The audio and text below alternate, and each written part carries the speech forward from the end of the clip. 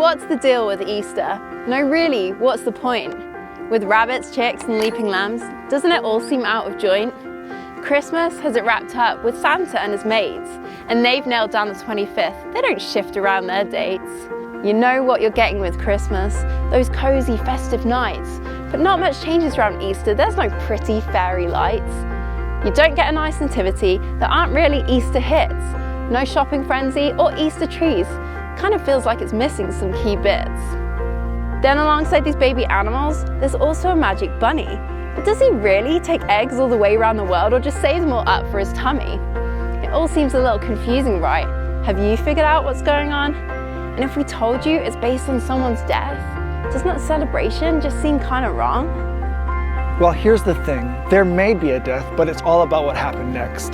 The person they killed didn't stay in the grave. He was gone when his friends went to check. Risen again? What does that mean, and how can that even be? Well, this person was God as well as a man, and this event changed all history. But let's start right at the beginning with the good old nativity. That little baby who was born in a stall grew up and lived his life perfectly. He healed the sick, he fed the poor, showed compassion to those in pain. But the people in charge were scared of his power and wanted to put an end to his fame. So they tortured him, they murdered him, they hung him on a cross. And right then, when he was dying, to the world it looked like the ultimate loss. But God had known that this day would come.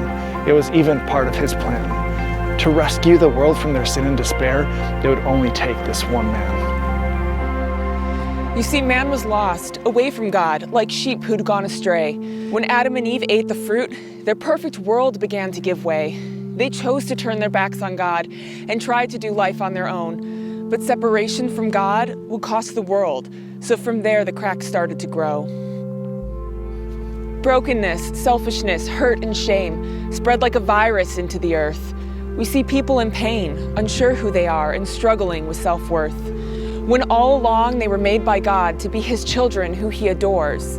If only we knew the depth of his love. It's unconditional, not defined by our flaws. Well, God didn't want to leave things that way. We're too precious in his sight. So he sent his son to earth as a sacrifice to make wrongs right. Jesus, he came to rescue us. He's our Savior from above, given up by his Father as the ultimate act of love. The cross, it was the turning point, the finish line, the end. The point at which for our sinful ways, Jesus would make amends. As he took the punishment and suffered in our place, he opened up our lives to be filled with God's love and abounding grace. Our shame and our pain was buried as he went to the grave, and in its place, freedom, joy, and a new life were the gifts that he gave. As he rose again, he came back to life, defeated death on that third day. Our lives were given a fresh new start, a chance for the past to be washed away. So what does that mean for today, and how does this link to the bunnies? Well, Easter is all about new life and freedom from our pain and our worries.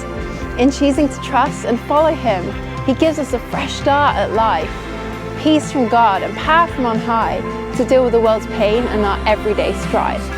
So maybe there is something to Easter. Maybe there's even something in it for you.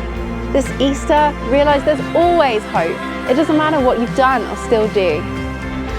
Fresh starts and new beginnings are what Easter's all about.